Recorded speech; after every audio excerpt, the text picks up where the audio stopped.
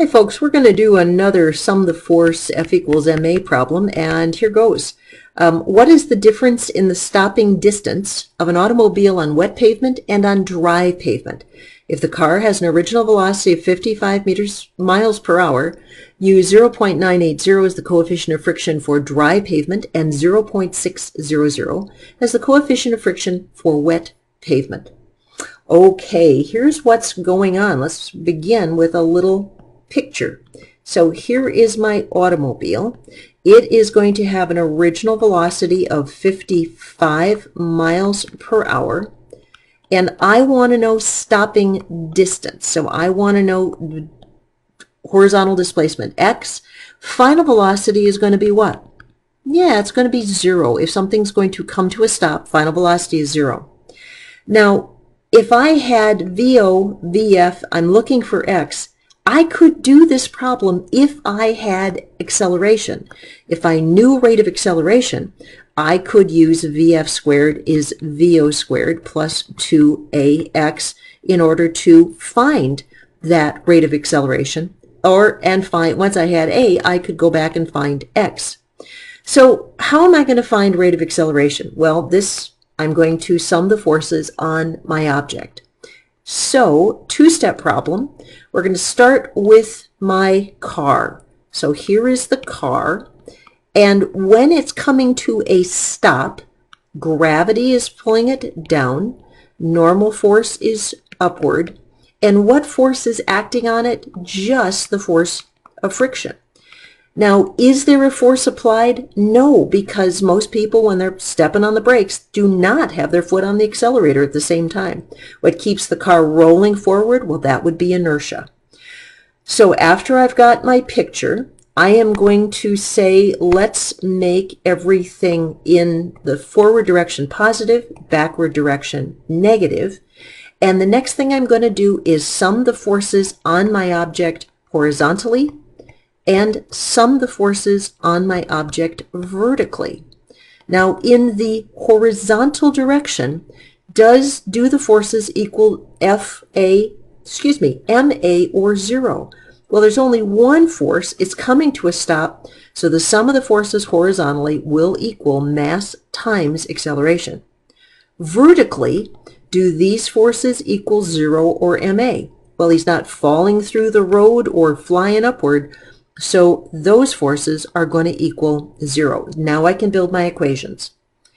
It is just the friction force, that's the only horizontal force, and that is going to make my mass accelerate.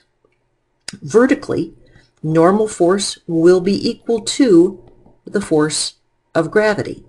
So now we're going to keep going and replace information where we've got it.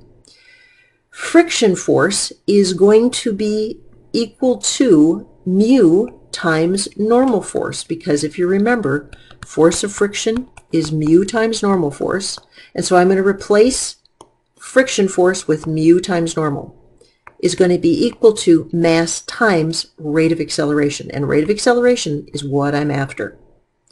On this side, normal force is force of gravity, and if you remember, force of gravity is mass times acceleration of gravity. So I'm going to replace gravity with mass times acceleration of gravity. And I'm not going to put any numbers in yet because I'm going to have to do this twice. So I'm going to do all the algebra and then I'll do the math at the very end. I am going to replace normal force with mass times acceleration of gravity over here. So I'm going to have mu times mass times acceleration of gravity is going to be equal to mass times rate of acceleration. If you looked at this problem, you may have noticed that it says stopping distance of an automobile. It doesn't say anything about what kind of an automobile, how big an automobile, how many tires, or the mass. And the reason is right here, mass is on both sides of the equation, and that means that that mass will fall out. If you want to think about it, it's the same as dividing both sides by a number, and that is going to cancel. This is kind of like, this is just an example. If I've got 100 equals 10x and I want to solve for x, if I divide both sides by 10, x is going to equal 10. It's the same thing, but we happen to be doing it here with a variable. So I'm going to end up with acceleration is going to be equal to mu times acceleration of gravity. Now I've got two situations. I have got wet pavement and I have got dry pavement. In both situations, acceleration is going to be mu times acceleration of gravity. For wet pavement, it's 0.6 in our problem times 9.8 meters per second squared. And for dry pavement, we were told to use 0.98 times 9.8 meters per second squared. So 0.6, let me grab this, 0.6 times 9.8 is equal to 5.88 meters per second squared is my rate of acceleration. And for dry pavement, 9.8 times 0.98, I get 9.60 meters per second squared. Now, ultimately, I care about stopping distance. So, VF squared is VO squared plus 2AX.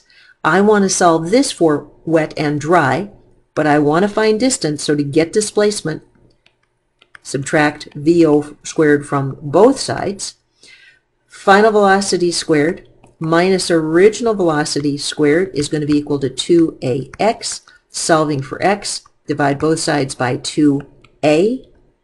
Those are going to cancel. And so my displacement is going to be final velocity, which is 0, minus my original velocity squared divided by 2a. So original velocity was 55 miles per hour, and for time, I'm just going to say that that is 24.6 meters per second, pretty darn close to that. So minus 24.6 meters per second squared divided by 2 times my rate of deceleration. So on wet pavement, it's 5.88 meters per second squared. And I've got this weird negative sign. What am I going to do with that negative sign?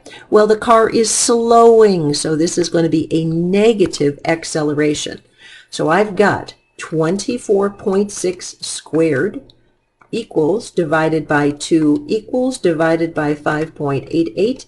And here my stopping distance is 51.5 meters. This is for wet pavement. On dry pavement, it's going to be negative, my original velocity is the same, 24.6 meters per second quantity squared, 2 times a negative, and we got to go look at that number because I forgot what it was, 9.6 meters per second squared, 9.6 meters per second squared, and if I do that one, 24.6 squared divided by 2 divided by 9.6, and I get a stopping distance of 31.5 meters. That is overall somewhere in the range of about 40% less distance. So your driver's ed teacher was right. Yeah, do not tailgate when it's wet outside. All right, we'll see you later. Bye-bye.